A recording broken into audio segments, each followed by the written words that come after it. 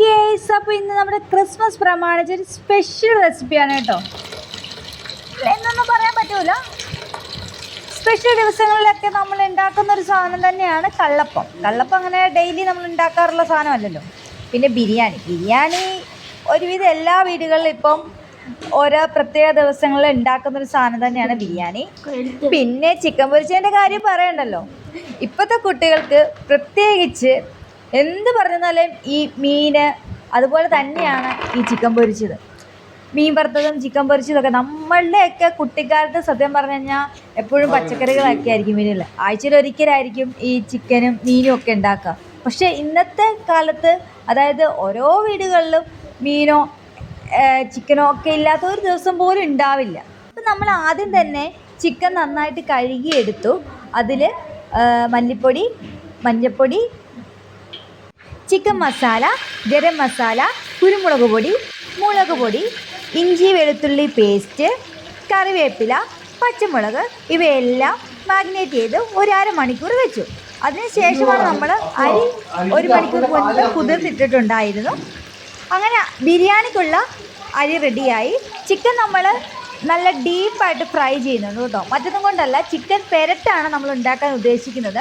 അപ്പോൾ നന്നായിട്ട് ഫ്രൈ ചെയ്തെടുക്കുവാണെങ്കിൽ നമുക്ക് പെരട്ടുണ്ടാക്കുമ്പോൾ നമുക്ക് ഒരുപാട് കുക്ക് ചെയ്യേണ്ട ആവശ്യം വരത്തില്ല. അതായത് ഓൾറെഡി നമുക്ക് ചിക്കനകത്ത് വെള്ളം ഒഴിക്കണ്ട.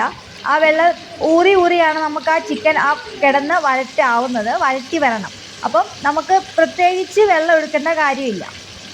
അങ്ങനെ നമ്മൾ നല്ല ഡീപ്പായിട്ട് ഫ്രൈ ചെയ്തുകൊണ്ടിരിക്കുകയാണ് കേട്ടോ. നല്ല സ്മെല്ലൊക്കെ വരുന്നുണ്ട്. വേണമെങ്കിൽ നമുക്ക് കുറച്ച് പെരുംജീരകം നന്നായിട്ട് ചതച്ചിടാം, കാരണം അതിനൊരു പ്രത്യേക ടേസ്റ്റാണ്. ചിലർക്ക് ഇഷ്ടപ്പെടത്തില്ല കേട്ടോ, ചിലർക്ക് ഇഷ്ടപ്പെടും, ചിലർക്ക് ഇഷ്ടപ്പെടത്തില്ല. അതുകൊണ്ട് അത് ആവശ്യത്തിന് മാത്രമേ ഇടാവുള്ളൂ. പിന്നെ മസാലക്കൂട്ട് ആവശ്യമുണ്ടെങ്കിൽ മാത്രം കുറച്ച് ചതച്ചിടുക, കാരണം ഓൾറെഡി നമ്മൾ ഗരം മസാല ഇട്ടിട്ടുണ്ട്. അപ്പോൾ മസാലക്കൂട്ട് വേണമെങ്കിൽ ചതച്ചിടുക. ഞാനിവിടെ സൺഫ്ലവർ ഓയിലാണ് ചിക്കൻ പൊരിക്കാൻ വേണ്ടി എടുത്തിരിക്കുന്നത് കേട്ടോ.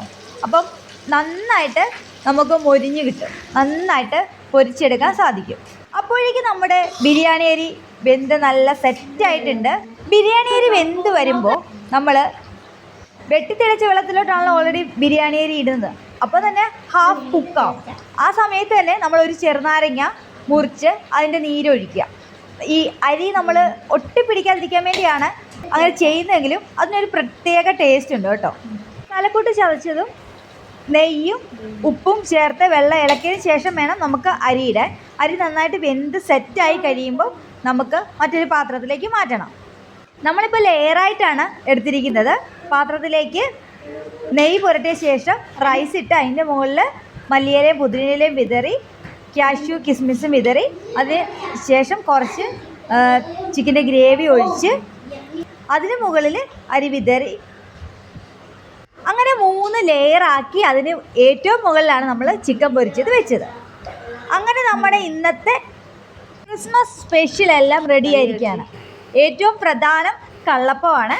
കള്ളപ്പം, അതിന് കോംബോയാണ് ചിക്കൻ പെരട്ട്. പിന്നെ തലശ്ശേരി ബിരിയാണിയാണ് നമ്മൾ ട്രൈ ചെയ്ത് നോക്കിയത്, അതിൻ്റെ കോംബോയാണ് ചിക്കൻ പൊരിച്ചത്. അപ്പോൾ ഈ വർഷത്തെ ക്രിസ്മസ് കളർഫുള്ളായിരുന്നു കേട്ടോ. അപ്പോൾ നമുക്ക് അടുത്ത വീഡിയോയിൽ കാണാം.